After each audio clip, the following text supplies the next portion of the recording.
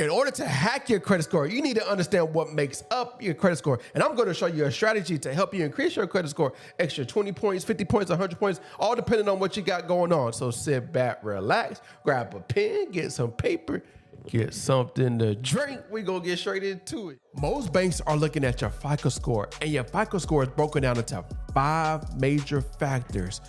Payment history, 35% of your credit score. Amounts owed, 30% of your credit score. Age, 15% of your credit score. New accounts, 10% of your credit score. Credit mix, the other 10% of your credit score. Now, let's do the math behind this. If most banks are looking at the FICO score, and most of the time they're looking at the FICO 8, the highest credit score you can have with the FICO 8 is a 850, and the lowest credit score you can have is a 300. All right, so 850 minus 300 gives you 550 points to play with. But I'm gonna break it down even further. All right. Payment history is 35% of your credit score. 35% of 550 is 192.5 points. All right. Amounts owed, right? 30% of 550 is 165 points. Age, 15% of your credit score. 15% of 550 is 82.5 points. All right. New accounts, 10%. 10% of 550 is 55 points. And credit mix, 10% of 550 is 55 points.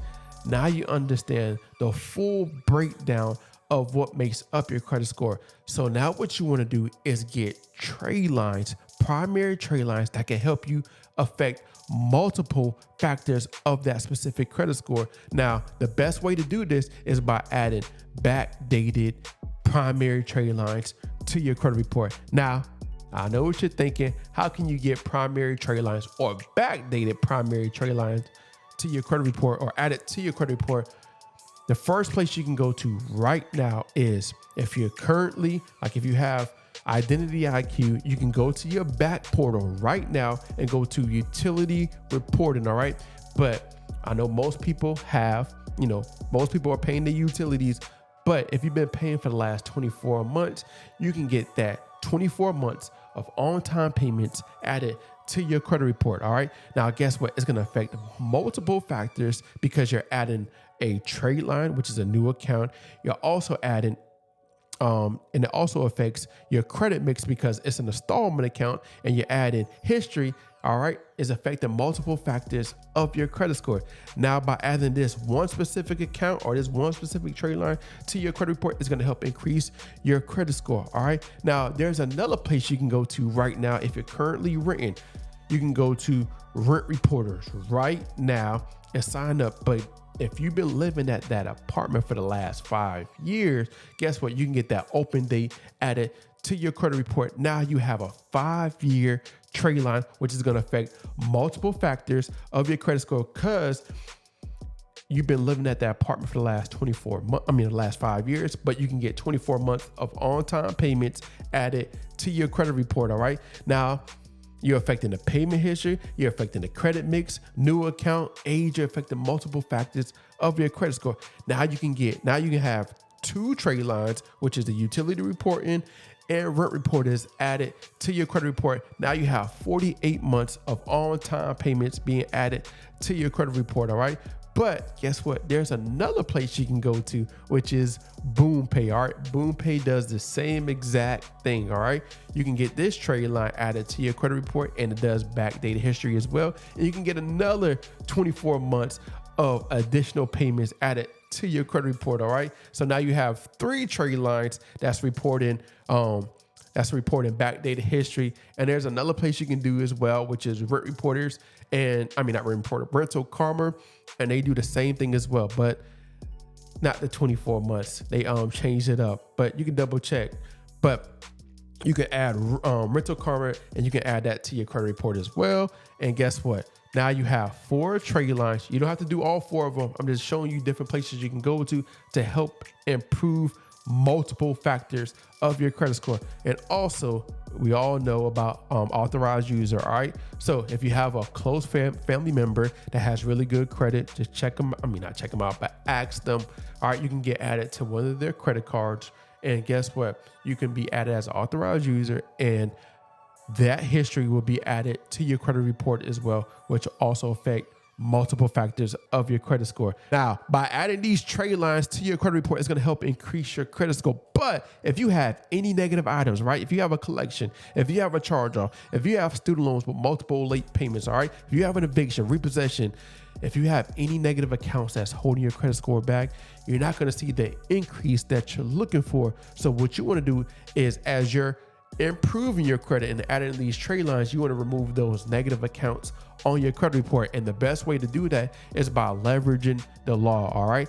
15 USC 1681, all right? Or 15 USC 1692, depending on who you're going after. If you're going after the credit bureaus or you're going after debt collectors. But you want to send first, you want to get your report and see what accounts are holding your credit score back. Because guess what? You don't have to wait 7 to 10 years for those accounts to fall off, all right?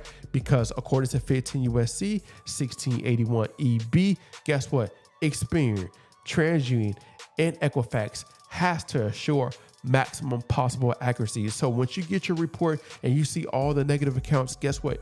What else you're going to see is the inconsistency in those specific accounts. All right, here's what I'm talking about. All right, now as you can see, open date, date last active, all that stuff is inconsistent on that specific account, and it's supposed to be consistent. So what you want to do is send a letter, secret letter, to Experian, to TransUnion, to Equifax, right? Telling them to reinvestigate, according to the law, 15 USC 1681I, reinvestigate the completeness and accuracy of those accounts and make sure they're accurate, all right? That's what they're supposed to do, all right? They're supposed to reinvestigate those accounts, make sure it's complete and accurate. And if it's not, they're supposed to modify, update according to 15 USC 1681I5. So when you send that letter to Experian, when you send that letter to TransUnion, when you send that letter to Equifax, they're supposed to do a thorough investigation to make sure everything is complete and accurate. And if it's not, guess what? They're supposed to fix it, update it, modify it. They're supposed to do that. But 9 times, I ain't say 9 times, usually they don't really do a reinvestigation, right? They really don't do a thorough reinvestigation, because when you receive your reinvestigation back, the results of your reinvestigation, guess what? It usually says verified, or you might got a few accounts deleted. Congratulations. But sometimes they're verified or they won't respond to you at all. But if they verify those accounts, what you want to do is see, all right, it says verified, but did they update it? Did they modify it? Did they do what they're supposed to do according to, you can read the law, I'll have it down in the description. Did they update it, modify? Did they fix it according to 15 USC 1681 I5? All right. Did they update the open date? Did they update the date last active? Did they update? Did they fix it? Did they fix the balance? Did they fix what they're supposed to fix? Did they fix the payment history? Did they fix these things that they're supposed to fix? All right. If they didn't, guess what? That's a violation, because you asked them to reinvestigate. You asked them to check you told them. All right. Now what you want to do is you have 2 options. All right. You can send another letter in asking them for you can ask them for the description of how they reinvestigate those accounts according to 15 USC 1681 I7. Or you can file a complaint with the CFPB, basically telling them, hey, these are the laws that they violated. These are the things that happened, all right? But throughout your journey of fixing and building your credit score and knocking the credit bureaus out, you might feel stuck. You might feel uncertain. You might feel like, am I doing this right?